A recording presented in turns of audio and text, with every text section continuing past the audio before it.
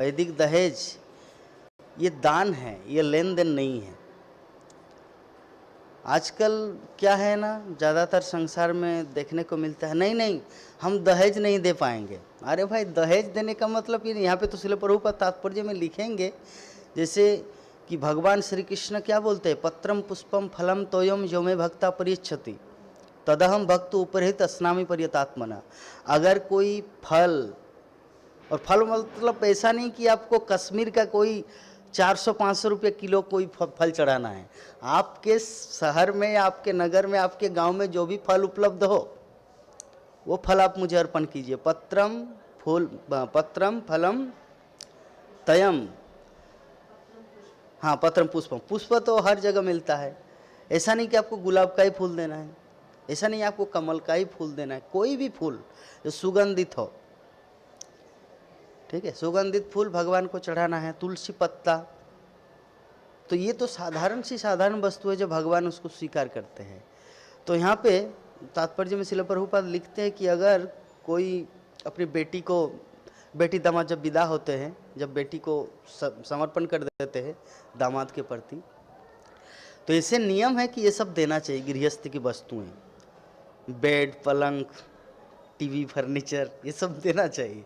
तो मान लीजिए किसी के पास उतना सुविधा ना हो, उनके पास तो क्या बोलते हैं, उतनी क्षमता ना हो कुछ करने का, तो यहाँ पे शिल प्रभुपाद क्या लिखते हैं कि दहेज नहीं दे पाता, वहाँ पर फल तथा फूल ही दिया जाता है। एक एप्पल दीजिए, एक फूल दीजिए, क्योंकि नियम है, ये ट्रेडिशन है। इससे क्या है ना, जो लड़की जाते हैं मतलब उनके घर में, ससुराल में, तो उनको एक आश्वासन मिलता है कि भाई मेरे माता पिता ने दिया है कुछ आपके साथ। तो आज भी भारत में कन्यादान के साथ दहेज देने की प्रथा प्रचलित है।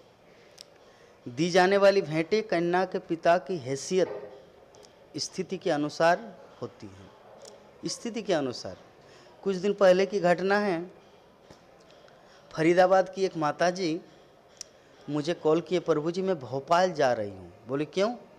क्योंकि मेरी बेटी का शादी कराना है, तो भोपाल में प्रभु जी के साथ उनके माता पिता से मिलने जा रही हूँ।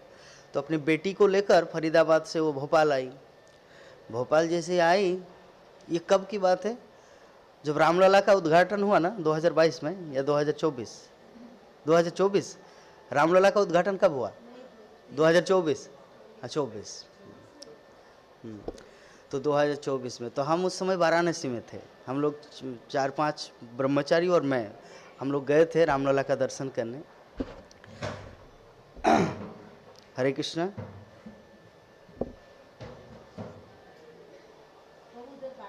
ओ ओके, मैं सोचा साउंड सिस्टम का।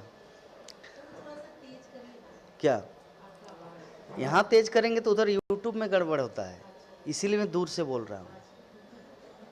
मैं देख रहा हूँ ना, एवरीडे का क्लास में देख रहा हूँ, इसीलिए मैं दूर से, मैं तो चाहता हूँ इससे भी दूर बोलूँ, क्योंकि साउंड इतना। वो परसों को कौन क्लास दिया, जो प्रीतिवर्धन सेशन में आते, प्रभु जी का क्या नाम है, पुणे से, श्यामानंद प्रभु, मैं उनको दिखाया, प्रभु जी देखिए आपका वीडियो देखिए। बोले हो बाप रे, ऐसा आवाज मेरा आया? बोले यस, इसीलिए दूर से बोलना है। इसलिए आप लोग थोड़ा सा कान को ये कीजिए, क्योंकि जो यूट्यूब में, फेसबुक में, मुझे उनका भी थोड़ा ध्यान रखना है, इसीलिए मैं दूर से बोल रहा हूँ। तो जब मैं वाराणसी में था तो वो माता जी फ़ोन की और ऐसी घटना, बोले कि प्रभु जी हम लोग गए थे, और उसके बाद उनकी माँ ने ऐसा प्रस्ताव रखा कि हम तो हट के आ गए। मतलब क्या प्रस्ताव? उनकी माँ ने बोली कि हमें 15 लाख चाहिए। तो मैं बोला कि ऐसा तो बातचीत हुआ नहीं था। मैंने जब आपकी बेटी के साथ उनका माता पिता से कम्युनिकेट करवाए थे, ये दहेज वाला तो कोई सिस्टम था नहीं।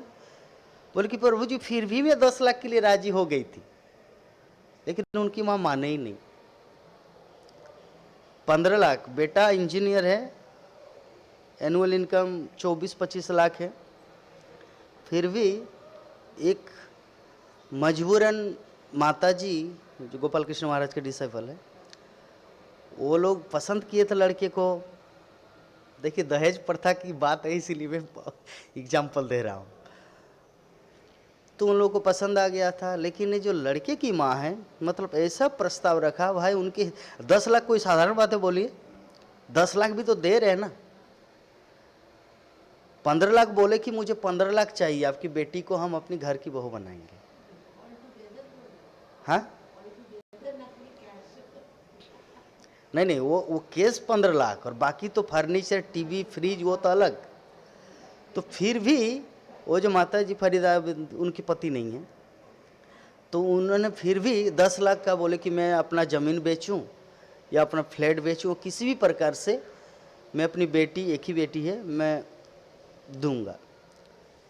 परंतु उनकी माँ जो जीत पे, नहीं नहीं 15 लाख से कम नहीं होगा। तो मैं बोला कि किस तरह का रिश्ता, ये तो प्रेम बोल के तो कुछ है ही नहीं। अगर उस समय ये भागवतम का क्लास होता तो मैं उनको ये श्लोक लेके जाके दिखाते, देखिए प्रभुपाद क्या बोले हैं, प्रेम से सिर्फ फूल भी दे तो स्वीकार करना चाहिए, फल भी दे तो स्वीकार करना चाहिए। आप तो 15 लाख पे जी, फिर भी वो तो दे रहे 10 लाख, ऐसा नहीं कि हाफ दाम दे रहे। आप कोई एक कपड़ा खरीदने जाएंगे, बोले कि जैकेट का दाम कितना है, 1500, आप तो ये नहीं बोल रहे कि 300 में देंगे, आप तो बोल रहे 800 में देंगे या 1000 में दीजिए। तो एक मान्यता भाई, 1500 का चीज़ है, 1000 में बोला वो कोई गलत नहीं बोला, लेकिन वो 300 में बोला तो वो गलत है। लेकिन ये तो माता जी 10 लाख देने के लिए तैयार है, फिर भी नहीं माने, शादी नहीं हुआ। तो ऐसे ऐसे लोग अभी भी, लड़का भटक रहा है, कर्मफल है ना, भटक रहा है, अभी भी शादी नहीं हुआ। 2024 पार हो गया, लड़की की शादी हो गई, यस। क्योंकि मन, अगर मन, बंगाली में कहा होता है ना, मोने नहीं पाप तो किसर संताप। अगर मन में पाप नहीं है तो भगवान उनको सपोर्ट करेंगे, और कर लिया, भगवान के भक्तों की कृपा हुई।